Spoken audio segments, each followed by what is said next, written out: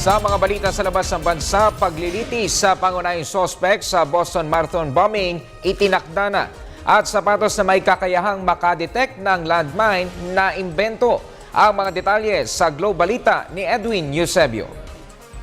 Haharap na sa paglilitis ng hukuman ang pangunahing suspect sa Boston Marathon bombing na si Dzhokhar Tsarnaev. Sa November 3, itinakda mismo ng US District Court ang paglilitis kasabay ng pagtiyak ng mga prosecutors na igigit nila ang parusang bitay para kay Tsarnaev na isinilang sa Russia.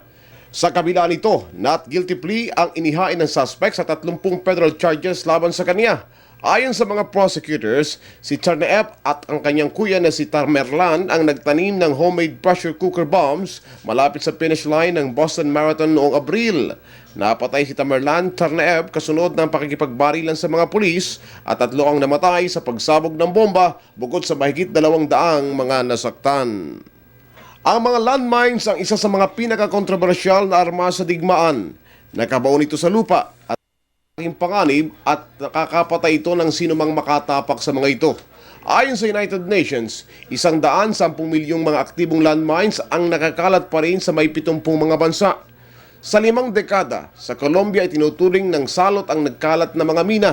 Gayunman, isang kumpanya doon ang nakakita ng mga paraan para hindi na maka-aksidente pa ang mga nakatagong landmines. Nakalikha ang inventor na si Jose Ivan Perez ng sapatos na may sonar metal detector sa suelas nito. Ilang metro pa lamang kung saan may nakatanim na bomba ay malalaman na ito sa pamamagitan ng tila relo na nakasuot naman sa may gamit ng sapatos.